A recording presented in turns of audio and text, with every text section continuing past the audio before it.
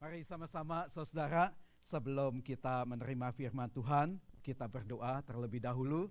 Bapa kami yang kami panggil di dalam nama Tuhan kami Yesus Kristus, kasih kemurahan-Mu begitu besar ada di tengah-tengah kami, itulah yang menjadi kerinduan kami. Kami ada di tempat ini karena kami berjumpa dengan kekasih hati kami, yaitu Tuhan Yesus Kristus. Kami naikkan segala pujian karena kami memuliakan nama-Mu dimanapun kami berada Tuhan. Bukan hanya di tempat ini, setiap kami bernafas kami hendak memuliakan nama-Mu ya Bapa. Saatnya tiba Tuhan, kami duduk diam dan kami buka hati pikiran kami buka telinga kami supaya kami bisa mendengar akan suara-Mu ya Bapa. Pada saat kami memuji, kami berkata-kata kepadamu, pada saat kami mendengarkan firman-Mu, Engkaulah yang berbicara kepada kami.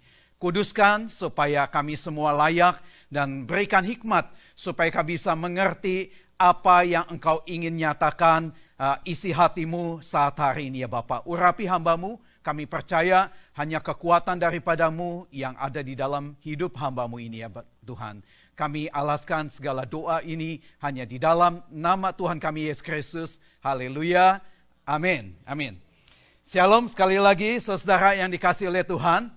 Hari ini kita akan memasuki siap untuk bulan yang baru ya, Maret saudara, minggu depan, dan ini adalah minggu yang terakhir. Oleh karenanya saya sangat tertarik sekali untuk membawakan mengenai sikap hidup orang percaya di akhir zaman. Kalau saudara mengikuti hari Jumat, saya banyak sekali mengupas mengenai soal akhir zaman saudara, karena entah bagaimana hati saya tergerak sekali untuk menyatakan bahwa hari-hari ini adalah hari-hari yang terakhir, di mana kita akan melihat akhir zaman itu terjadi di dalam kehidupan kita saudara ya. Tetapi saya tidak mau firman Tuhan ini menakutkan kepada kita, tetapi firman Tuhan ingin menyatakan kepada kita supaya kita berjaga-jaga saudara. Karena kalau tanpa berjaga-jaga, khawatirnya sesuai dengan Matius 8 dikatakan banyak yang dipanggil tetapi sedikit yang dipilih. Dan itulah yang tidak mau kita, bagian yang tidak dipilih itu bagian daripada kita. Kita yang sudah ditebus oleh darah Kristus, kita kepengen sampai kedatangan Tuhan yang kedua kali kita dijemput oleh Tuhan dan masuk ke dalam ruangan yang maha kudus yang disebut surga. Amin. Ya, oleh karenanya saya kepengen hari ini sama-sama yuk kita membaca firman Tuhan dari kitab Efesus 5 ayat 15. Saya akan membacakan yang ganjil, saudara bacakan yang genap. Sama-sama kita membacanya dengan keras saudara ya. Saya akan bacakan dahulu Efesus 5 ayat 15. Karena itu perhatikanlah dengan seksama, dikatakan bagaimana kamu hidup. Janganlah seperti orang bebal, tetapi seperti orang arif. Ayat 16 silakan.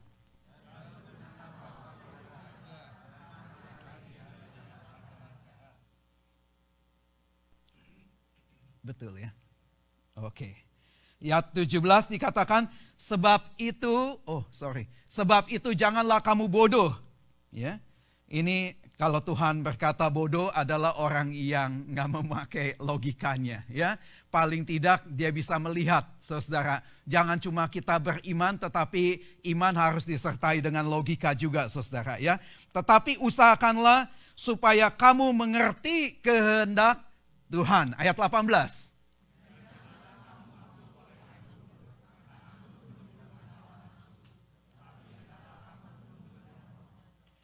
Ayat 19, dan berkata-katalah seorang kepada yang lain dalam mazmur, kidung puji-pujian dan nyanyian rohani, bernyanyi dan bersoraklah bagi Tuhan dengan segenap hati. Ayat ke-20.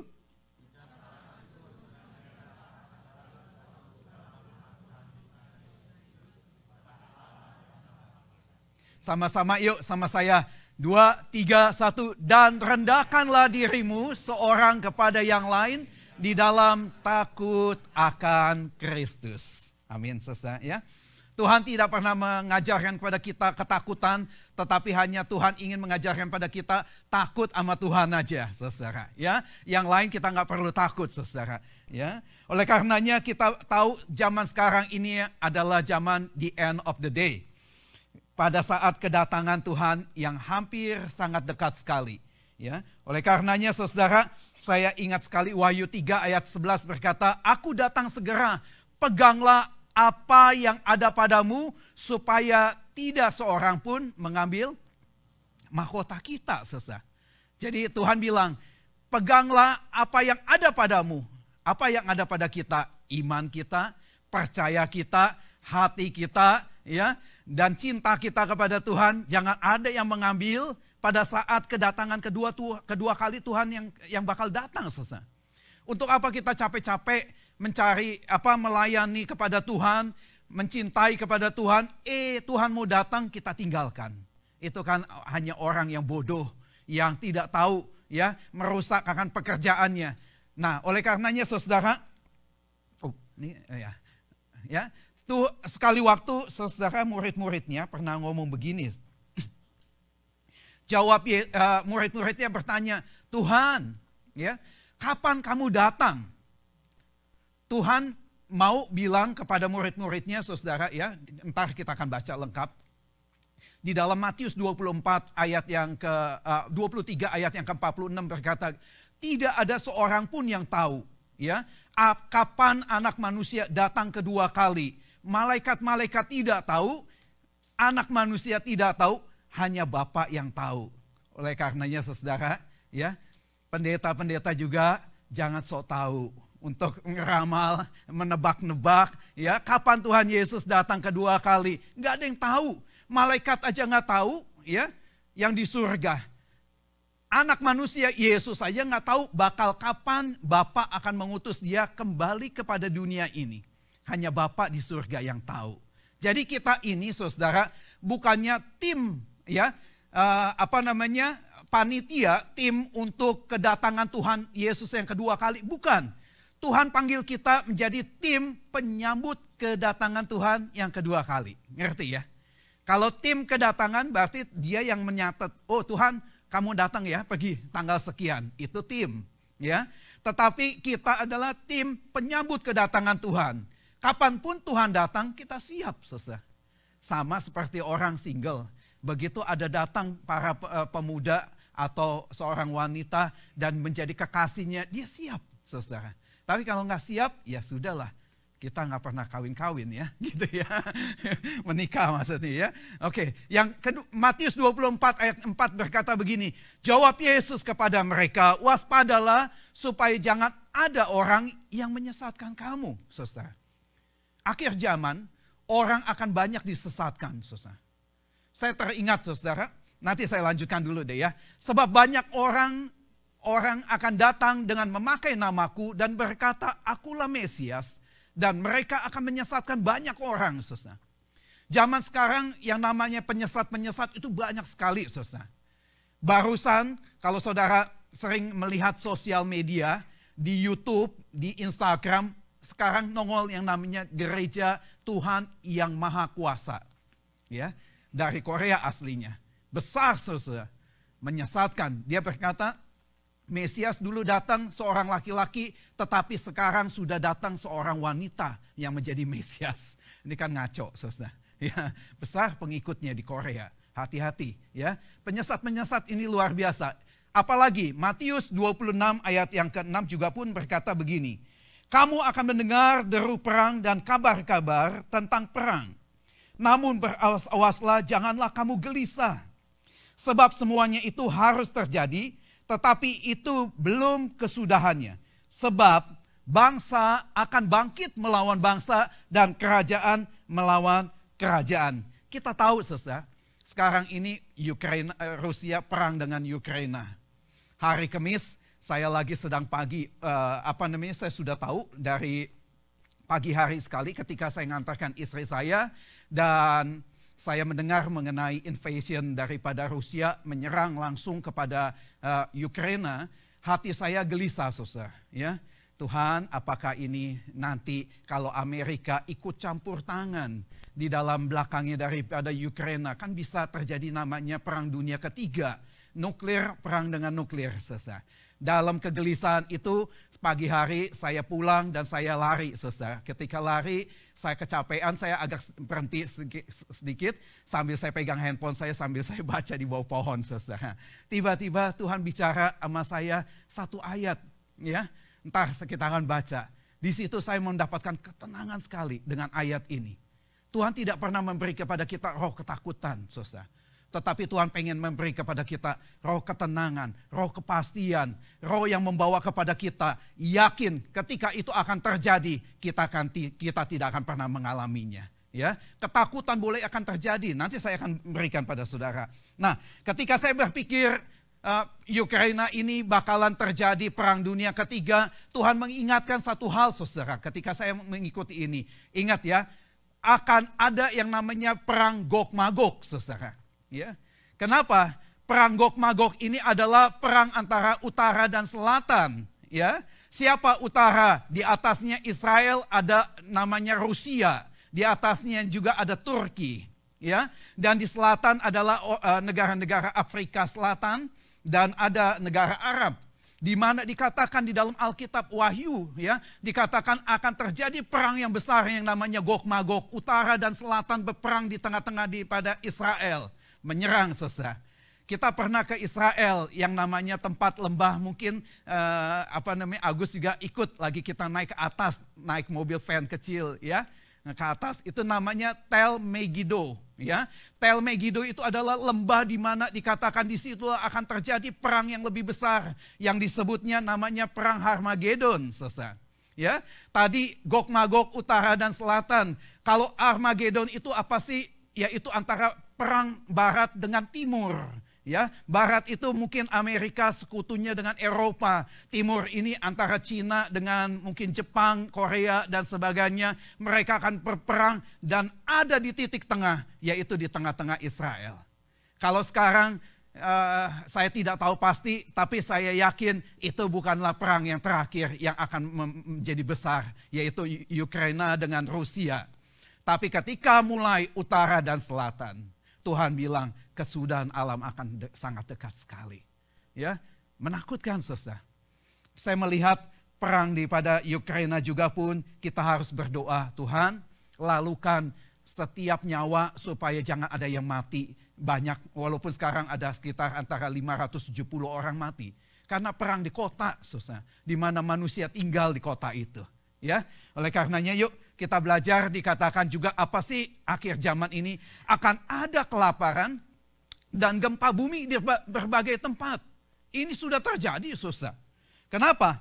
Karena kita tahu, saudara, kelaparan ini ada di mana-mana, saudara. Di Afrika, ya, di negara Asia juga pun banyak. Bahkan PBB mengatakan, saudara, ya, kalau saudara lihat di Wikipedia di tahun 2019, ini 19. PBB mencatat ada 100 juta anak tiap malam itu tidur dengan perut kosong, saudara. Dan 12 juta bayi mati kelaparan oleh karena apa? Kurang makanan, saudara. Kita di Amerika makanan dibuang-buang, saudara. Ya. Bahkan orang makan di sini, saudara, nggak main-main. Makan bukan lagi 3 kali tapi 5 kali sehari. Nggak ada di sini, ya. Semua dimakan, saudara. Ya. Bakso, bami, bakiak, saudara, pokoknya disikat habis. Nggak ada ketinggalan, saudara. Ya. Semua pokoknya disikat aja. Ya. Amerika kelimpahan, saudara bersyukur. Ya. Saya kadang-kadang karena papa saya suka marahin saya kalau makan itu nggak habis. Kamu nggak tahu ada orang yang kelaparan sampai sekarang, maka itu saya kalau makan habis, saudara. Ya. Kosong piring, ya. Bahkan istri saya bilang udah nggak usah dicuci, ini taruh lagi bersih. Karena setiap nasi yang saya lihat itu kasihan kalau ngelihat kelaparan kayak gitu. Betapa mereka kalau ngelihat ada nasi aja itu wow, itu adalah mujizat. Kok bagi saya nasi itu saya bisa buang-buang, saudara. Maka kalau ada juga pun beras yang dalam keadaan tidak baik, saudara, saya pungutin, saya kasih burung, saudara. Kenapa? Daripada saya buang, lebih baik saya kasih binatang yang bisa mengambil makanan itu, saudara. Ya, oleh karenanya, saudara, kita mulai ngelihat lagi ada banyak gempa bumi. Kalau gempa bumi ini terjadi di mana-mana, di Amerika aja setiap detik terjadi namanya gempa, saudara. Ya, tiap detik di sini. Walaupun gempanya kecil dan besar, tetap ada aja. Ya, kita siap, saudara. Kalau saudara lihat di tahun 2019 itu, 2020, ya, di Antartika itu terjadi yang namanya melting oleh karena perubahan cuaca ini yang semakin lama semakin panas. Ice yang nggak pernah mencair tiba-tiba retak, saudara. Semua para ahli kaget, takut, saudara. Kenapa? Karena perubahan alam ini yang begitu menakutkan. Saudara tahu kalau ozon yang ada di muka bumi ini, kita ini hanya berkurang cuma 0,3% aja, manusia bisa mati kebakar oleh karena matahari. Saudara. Kecil, tapi efeknya besar sekali. Saudara nggak kepikir ya sampai situ. Kita juga pun nggak kepikir. Kita cuma mikirin perkedel, bakmi goreng. Belum sampai ke sini, saudara. Kalau kita mulai kepikir gini, waduh nggak bisa tidur, saudara. Rambut makin rontok, botak, saudara. Karena mikirin bagaimana masa depan dan sebagainya. Ya. Dikatakan ayat ke-24, ya, ayat yang 9 berkata, pada waktu itu kamu akan diserahkan. Aduh, tadi kita berbicara mengenai soal yang pertama kelaparan, ajaran sesat, kemudian ini peperangan, tambah lama tambah lagi, saudara. Pada waktu itu kamu akan diserahkan supaya disiksa dan kamu akan dibunuh dan kamu akan dibenci semua bangsa oleh karena apa? Nama Yesus. Amin, saudara. Ayat 10 dan banyak, ini nggak enak kita baca. Dan banyak orang akan murtad. Ya. Bilang kanan kiri jangan murtad ya. Ya, jangan murtad. Ya. Dan mereka akan saling apa? Saling apa? Menyerahkan. Loh. Ini saya baca ayat ini berkali-kali, saudara. Ketika mulai saya hari Kamis baca, saudara. Loh. Kok sama-sama saudara seiman nyerahin nih loh. Ini kan kelewatan ini. Bukannya ngelindungin, malah nyerahin. Ini kan boceng nih ya. Dan saling benci. Yuk, gereja Tuhan jangan kita saling benci. Amin. Kekurangan pasti terjadi. Yang namanya manusia pasti ada kekurangannya. Pak, suami dia mah, kalau punya dapat dia, bahagia banget itu. Ya, udah ganteng, hatinya, harta dan properti itu semua numpuk. Ya, semua ada dia. Tapi kalau suami saya mah, Pak, ini saya bilang jangan melihat kekurangan suamimu. Ada kelebihan daripada suamimu yang dia nggak dapetin.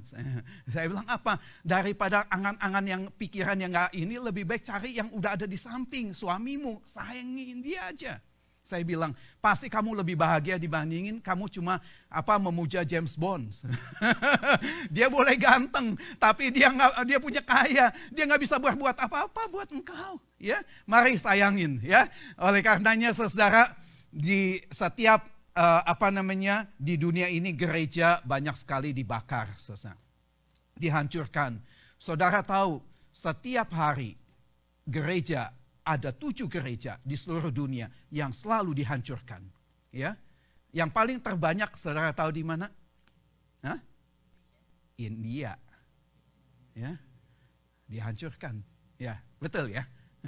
India ya. Kalau di Eropa nggak perlu dihancurkan, udah hancur sendiri. Oleh anak-anak Tuhan ditinggalkan. Ya, kasihan. Ya. Indonesia termasuk salah satunya. Tahun 2018 Indonesia mendapat tekanan dari PBB. Karena apa? Kehancuran gereja luar biasa di sana. Ya, tapi nggak diekspos. Kenapa? Karena tambah diekspos, tambah dahsyat lagi yang ngancurinnya. Ya, kasihan anak-anak Tuhan. Tapi Tuhan udah janji, akhir zaman engkau akan dianiaya, diserahin malah. Bukan dilindungin malah diserahin, saudara.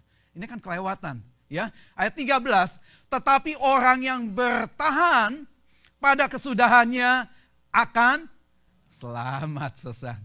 Ayo loh anak Tuhan, ya, pandemik memang mungkin belum berakhir, hampir berakhir. Saya imanin aja hampir berakhir. Karena apa, PBB juga bilang tahun 2022 akhir 2022 maksud saya ini COVID akan berakhir katanya. Saya aminin aja lah. Ya, saya tidak tahu apa yang akan terjadi. Yang penting kita percaya penyertaan Tuhan akan membuat semua menjadi indah. Ya, tetapi jangan sampai karena kesusahan ini, gradasi daripada orang Kristen ini makin lama menyusut, susah.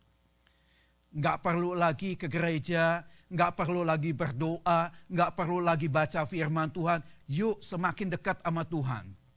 Saya jujur aja pada bapak-bapak dan ibu-ibu di sini, saya ngomong begini, bukannya saya pengen mendapat kehormatan, malah saya merasa semakin hari semakin worry. Worry-nya tuh di dalam hati saya apa? Saya bilang ini kedatangan Tuhan sangat dekat sekali. Setiap kali pagi kalau saya berdoa, saya belum pernah rasa luar biasa rindunya kepada Tuhan. Kenapa? Karena saya tahu ini adalah hari-hari kedatangan Tuhan yang kedua kali. Ya, kita tidak tahu. Mungkin saudara lagi enak-enak tidur, tiba-tiba Tuhan datang kedua kali. Tuhan, saya belum siap. Ya, saya masih single. Saya belum punya rumah. Saya belum punya mobil yang mewah. Kok Tuhan udah datang dulu? Jangan khawatir, di surga disediakan rumah yang lebih mewah. Ketika kita di surga, kita memiliki mempelai yang lebih ganteng, lebih cantik lagi. Yaitu Yesus Kristus. Ya, oleh karenanya saudara, yuk. 2 tahap kedatangan Tuhan. Ingat, 2 tahap kedatangan Tuhan itu, yang pertama adalah pengangkatan orang-orang kudus. Ya, kedatangan Tuhan yang pertama kali, dia datang hanya untuk menjemput orang-orang yang kudus. Supaya apa sih? Dipisahkan dengan keadaan dunia ini. Saat kapan sih? Saat antikris datang, susah. Tuhan tahu ketika tokonya, kalau saudara ikutin hari Jumat, saya sudah bahas. Yang namanya antikristos itu adalah satu tunggal pemimpin. Yang kedua adalah antikristi, yaitu jamak. Banyak antikristi, yaitu orang-orang yang membenci kekristenan. Sejak Tuhan Yesus lahir aja di dunia ini, saudara, sudah ada banyak yang membenci dia. Memang betul, banyak pembenci-pembencinya, saudara. Dan yang menakutkan lagi, Wahyu 13 mengatakan apa? Antikristi itu artinya yang anti benci sama Tuhan Yesus itu datang daripada kita. Waduh, saya pikir-pikir kalau datang daripada kita, mulai kita nengok kanan kiri, jangan-jangan kamu antikristus. Jangan-jangan kamu antikristus. Ya, ya, kita jangan ya, di sini nggak ada lah. Kita tengoknya di luar aja deh. Ya, kenapa? Karena Tuhan mengatakan demikian. Antikristi itu datangnya dari kita. Bukan orang yang tidak mengenal, memang betul dia adalah antikristi. Tetapi antikristosnya adalah dari kita. Waduh, ini celaka susah. Yang pertama, yaitu pengangkatan. Yang kedua, yaitu dikatakan apa namanya? Menjejakkan kaki di bumi pada saat kerajaan 1000 tahun. Saudara ingat ya. Nah saya singkat aja saudara. Ketika antikristus datang, saudara, menguasai bumi ini dan tokohnya hadir, tiba-tiba Tuhan mengangkat orang-orang yang kudus dipindahkan ke satu tempat. Dan antikristus ini nggak bisa menjamah orang-orang yang kudus ini. Orang yang sungguh-sungguh dipisahkan di satu tempat yang nggak bisa dijamah oleh mereka. Aman kita sesa. Tapi orang yang tidak sungguh-sungguh ketika antikristus ada ditinggalkan dan mengalami siksaan yang luar biasa. Ingat, pada saat antikristus orang mau cari mati juga nggak bisa mati. Bahaya loh sesa. Ya.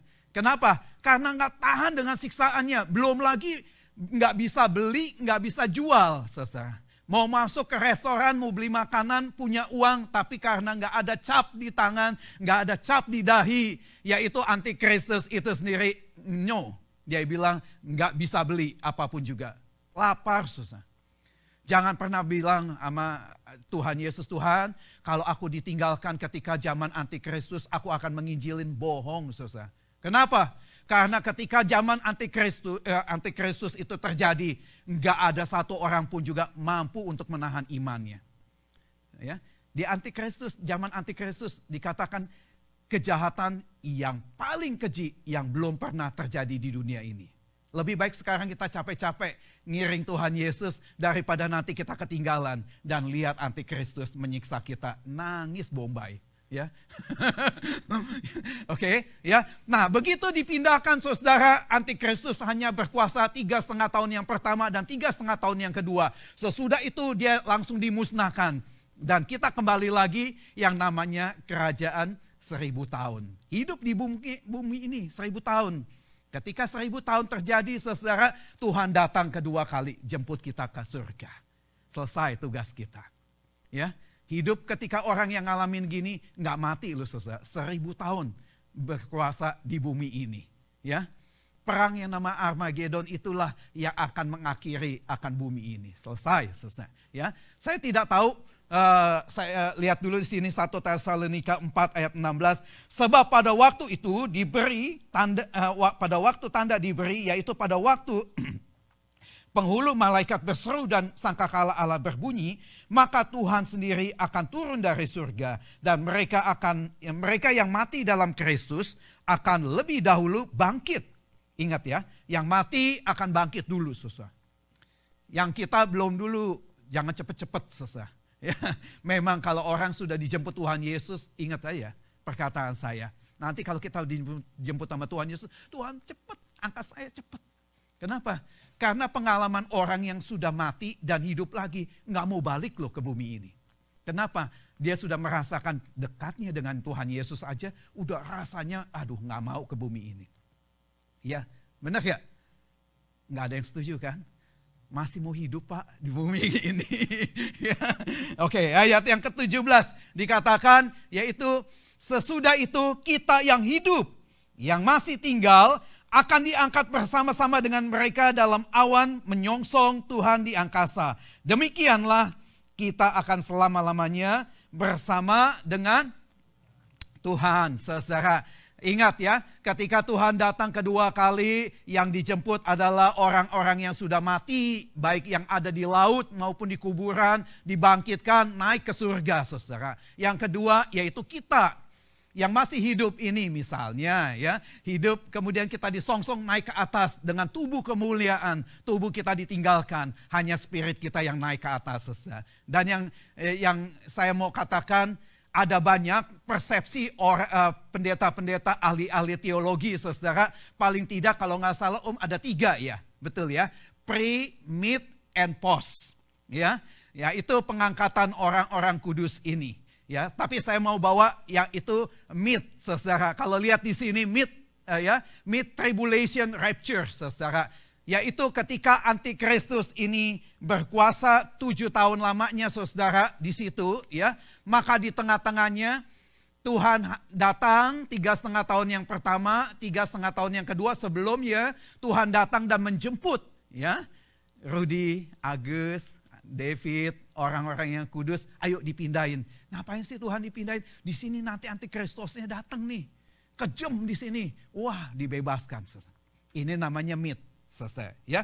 Tapi ada yang percaya lagi namanya post tribulation ya, rapture. Artinya ketika 7 tahun ini berakhir, saudara, maka orang-orang kudus diangkat. Nah, saya kalau ditanya, Pak Budi, yang mana kita harus pegang? Yang pre, ya, yang mid, atau yang post? Udahlah, kita nggak usah ribut-ribut, terserah urusannya Tuhan. Yang penting kita jaga-jaga aja, ya. Karena kita tidak tahu yang mana nanti akan terjadi. Nanti baru kita akan lihat apa yang benar, saudara. Karena kalau dibahas, ahli teologi aja masing-masing punya pendapat. Susah lah. Ya, kita yang masih belum botak aja, saudara, ini profesor yang udah botak-botak aja, punya ahli-ahli sendiri. Ya, pusing kita mikirin. Tapi yang penting firman Tuhan berkata, jagalah dirimu supaya hatimu jangan syarat dengan pesta pora dan kemabukan, serta kepentingan-kepentingan duniawi, dan supaya hari Tuhan jangan dengan tiba-tiba jatuh ke atas dirimu seperti suatu jerat, saudara. Aduh, kalau kita sudah siap, saudara, firman Tuhan bilang, tenanglah, harus jaga-jaga aja sih. Apa sih sikap sekarang kita hidup ini di dalam Tuhan, ya? Saya mau lanjutkan aja. Apakah yang harus kita lakukan untuk menyambut kedatangan Tuhan yang kedua kali? Nah, ini sikap kita. Kita yang masih hidup, kita yang setia datang ke gereja, ya, memuji Tuhan, menyembah Tuhan, ya. Yang pertama dikatakan, satu, berjaga-jagalah senantiasa sambil berdoa supaya kamu beroleh kekuatan untuk luput dari semua yang akan terjadi. Tuhan kasih janji loh sama kita. Kalau kita berjaga-jaga dan berdoa, kita diluputkan. Nggak usah takut. Siapapun antikristos itu, baik orang yang matanya sipit, belok, ya, kulitnya hitam, putih dan sebagainya, nggak mau tahu. Yang penting aku tahu, aku akan dibebaskan ketika kita mulai berjaga-jaga. Dan bukan cuma berjaga-jaga, tapi kita mulai berdoa. Di gereja anak Tuhan itu yang paling disebelin yaitu berdoa. Padahal Tuhan cuma pengen bilang, ayo lo berdoa. Saudara, saya encourage tahun 2022 banyak yuk waktu untuk kita berdoa. Ya, jangan cuma banyak waktu untuk cari duit. Jangan cuma banyak waktu cari jodoh. Jangan cuma cari waktu untuk hal-hal yang lain. Ayo lo sempetin buat Tuhan. Ayo aku mau berdoa Tuhan. Ya, nggak usah saudara bilang, Pak Budi saya maaf ya nggak bisa ikut doa hari Rabu. Nggak apa-apa. Yang penting di rumahmu engkau siapkan waktu untuk berdoa pada Tuhan. Bangun pagi, saudara langsung apa yang dipikiran saudara? Ketika engkau bilang, oh iya, selamat pagi Tuhan Yesus, aku cinta padamu. Hari ini Tuhan nyatakan apa yang engkau hendaki supaya aku bisa melakukan sesuai dengan kehendakmu. Apa langsung saudara pikir, aduh makanan apa ya breakfast pagi yang paling enak di tempat ini ya. Oh entar siang, aduh aku kerja, apa yang mau. Saudara, ada orang yang mengatakan begini, pagi hari ketika engkau bangun, dan yang engkau pikirkan, itulah yang akan engkau lakukan sepanjang hari dalam hidupmu. Ya, saudara.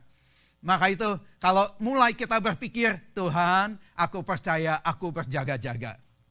Nah saudara, saya melihat di dalam Kamus Umum Bahasa Indonesia atau Kamus Besar Bahasa Indonesia, berjaga-jaga itu artinya bersiap sedia, waspada, dan berhati-hati. Ya. Ini kata-katanya, ya. Tapi ada yang kedua dikatakan tidak tidur semalam suntuk. Ini KBBI, saudara, Kamus Besar Bahasa Indonesia, dia bilang tidak tidur semalaman suntuk, terjaga, bangun dan tidak tidur. Ya, ini arti berjaga-jaga, saudara. Nah, ayo loh. Firman Tuhan bilang berjaga-jaga itu artinya apa? Jangan tidur rohanimu. Roh kita makin menyala-nyala. Makin berkata, Tuhan, anytime you come, I'm ready, Lord. Ya, setiap waktu Tuhan datang, oh saya siap dijemput Tuhan. Enggak ada alasan, tunggu dulu, apa, dan sebagainya. Tuhan siap. Ya, ingat, saudara. Yang kedua, sikap kita yang paling terpenting di Matius 11 ayat 28. Marilah kepadaku semua yang letih lesu dan berbeban berat. Aku akan memberikan kelegaan kepadamu. Ya. Yang kedua adalah Tuhan Yesus terutama dalam hidup kita. Periksa yuk dalam hidup ini, apakah Tuhan yang terutama dalam hidup kita? Apa jangan-jangan deposito yang terutama dalam hidupku? Ya, kejar uang, saudara. Firman Tuhan berkata, ya kemarin saya bahas, apakah orang Kristen tidak boleh jadi kaya? Boleh, saudara. Tapi firman Tuhan berkata juga banyak orang yang mengejar uang sehingga dia menyusahkan dirinya, saudara. Kenapa? Karena pengen cari duit banyak, hingga akhirnya dia mendapatkan apakah cukup buat duit bagi dia. Tidak cukup. Saya selalu teringat dengan Bill Gates mengatakan, I need more, little bit more. Yang kaya begitu aja bilang little bit more, saudara. Apalagi kita yang depositnya masih kecil. Ya. Kita perlu banyak Tuhan. Ya. Tapi ingat, bukan karena kekayaan itulah yang menjadikan manusia itu untuk disebut orang yang kaya. Tapi bagaimana sikapnya dia melihat kekayaan di dalam hidupnya. Itulah yang disebut orang itu menjadi kaya. Ya.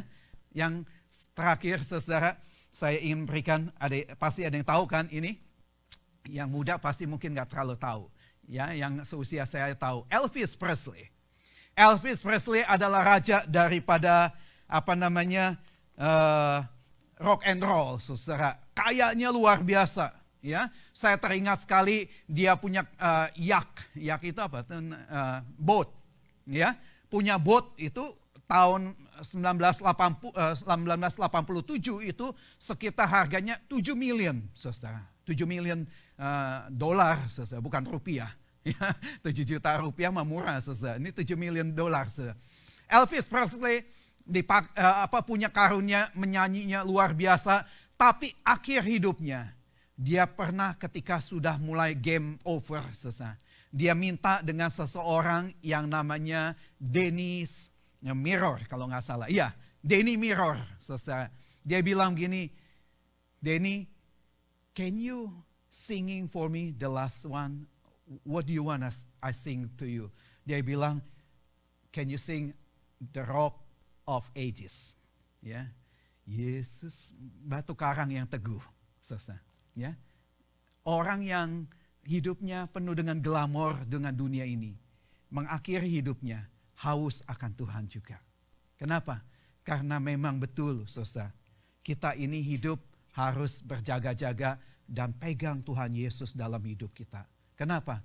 Ketika Yesus ada dalam hidup kita, semua yang letih lesu itu akan diberikan kelegaan dalam hidup kita. Ya, apapun keadaan saudara, ingat, sakit penyakit, problem di dalam finansial, rumah tangga ribut, ya apalagi dan sebagainya. Ingat aja, ketika kita memiliki Yesus, itulah yang akan memberikan jalan keluar bagi kita semua. Ya. Sebelum mengakhiri akan khotbah saya ingin menantang pada saudara saat hari ini. Sudahkah engkau sungguh-sungguh mengasihi Tuhan di dalam hidupmu? Ya? Ataukah ada motivasi yang lain yang akan kau pakai? Tuhan, aku pengen Tuhan Yesus supaya bisa memberkati aku. Tidak salah, saudara. Tapi ingat, engkau hanya memakai Tuhan Yesus untuk memberkati. Akan banyak orang seperti Tuhan Yesus ada di dunia ini. Orang ikut Tuhan Yesus bilang, oh itu hebat, nabi yang luar biasa. Dipakai dengan luar biasa menyembuhkan, membangkitkan orang yang mati. Tapi ketika Tuhan Yesus ada di salib, gak ada satupun juga yang bersama-sama dengan Tuhan Yesus. Ya, gak ada yang bela. Kenapa? Hanya ikut-ikutan. Saya kepengen saat ini iring Tuhan Yesus itu bukan karena ikut-ikutan, tapi karena engkau mengasihi akan Yesus. Ya, kalau engkau mengasihi Yesus, apapun situasimu, Tuhan, kita akan bisa berkata, Tuhan, enggak apa-apa, yang penting mah Tuhan Yesus dulu dalam hidupku. Maka aku percaya ketika Tuhan Yesus datang kedua kali, engkau adalah prioritas yang akan dijemput oleh Tuhan dalam hidupnya.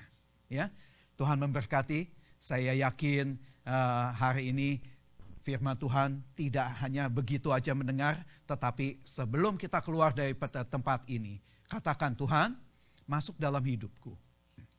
Berkuasa. Bahkan aku pengen, Tuhan, sampai hayat hidupku yang terakhir, aku tetap dijumpai sebagai hambaku yang setia, hambamu yang setia. Kenapa? Supaya ketika kita nafas yang terakhir, kita bisa menjumpai akan roh Tuhan itu menjemput kita. Ya, tidak ada yang tahu, saudara, kapan kita akan dijemput. Mungkin secara ada dua hal, kalau saya ambil ini pribadi saya bilang. Ya, secara pribadi kita dijemput artinya kita meninggal. Yang kedua, secara umum ketika Tuhan datang kedua kali. Ya, menjemput semua, ayo sama-sama kita ke surga. Wah, tur kita ke surga. Puji nama Tuhan. Ya, tapi jangan sampai kita ngeliat, loh suami saya kemana? Loh istri saya kemana? Kok ketinggalan ada di muka bumi ini? Tuhan tolong panggilin dia. Tuhan bilang too late. Ya, ingat keselamatan itu masing-masing loh. Jangan rombongan.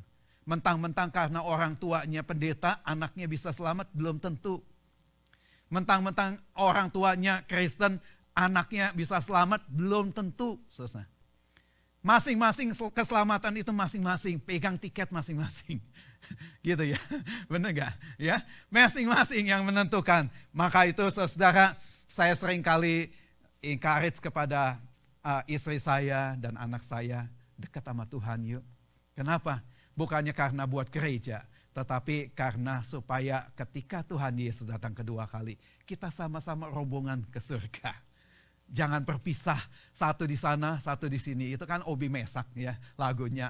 Kamu di sana, aku di sini. Ya, jangan, kita mau kamu di sini, saya di sini juga gitu loh. Ya kan, kita percaya kepengen gitu. Orang tua kita juga pun begitu. Ya, anak kita juga pun begitu. Jangan kita biarkan keluarga kita kalau mau menginjil, saudara, ingat Matius 28 mengatakan, pergi jadikan semua bangsa menjadi muridku dan baptislah mereka dalam nama Allah Bapa, Allah Anak dan Allah Roh Kudus. Pergi dari, dikatakan Yerusalem, ya, Samaria, Yudea, bahkan ke seluruh dunia.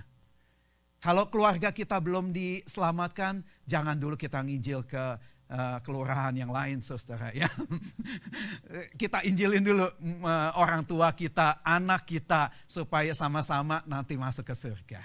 Ya, oke. Kiranya Tuhan Yesus memberkati. Mari kita bangkit berdiri, saudara. Dan saya kepengen, saudara, ya, untuk kita mempunyai tekad saat hari ini, Tuhan, hari kedatangan-Mu yang kedua kali sangat dekat sekali.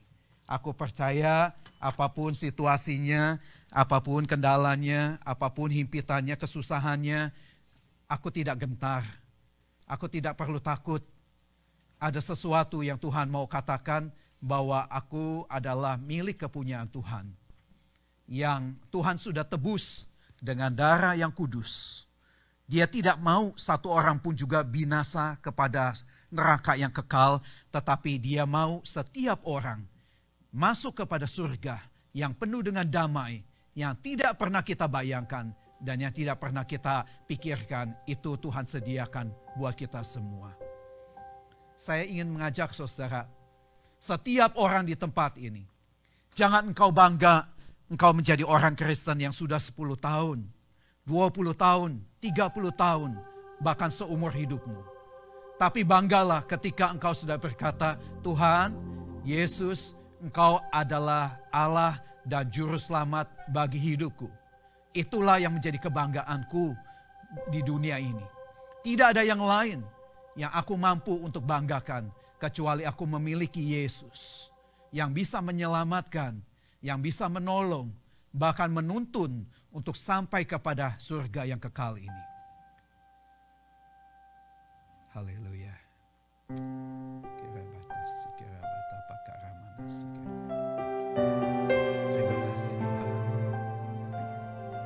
Terima kasih Yesus.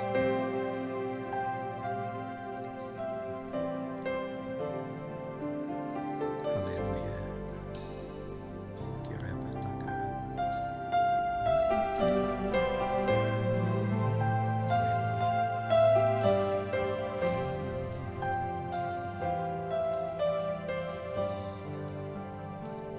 Berikan waktu sejenak, saudara.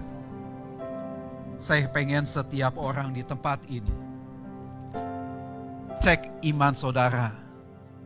Sudahkah engkau sungguh-sungguh di dalam Tuhan? Waktu belum terlambat. Selama kita masih bernafas di tempat ini, masih ada kesempatan untuk kita bisa berkata, Tuhan, ampuni segala dosa, kesalahan. Mungkin selama ini aku masih berpesta pora. Aku mabuk. Aku udah penuh dengan segala yang tidak layak. Berbuat dosa. Jadikan saat momen ini Tuhan. Aku ingin menjadi anak-Mu yang setia. Yang mengasihi.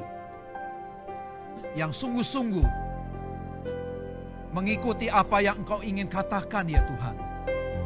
Walaupun sulit apapun juga, tetapi karena aku mengasihi-Mu ya Yesus, aku pasti menjalankan sesuai dengan keinginan-Mu ya Tuhan. Terima kasih Tuhan untuk siang yang indah ini. Engkau berbicara kepada kami semua bahwa sesungguhnya kedatangan-Mu sudah sangat dekat sekali. Bahkan di dalam kitab Roma 7 dikatakan bahwa hari sudah jauh malam. Sebentar lagi akan siang. kedatangan anak Tuhan sudah sangat dekat sekali.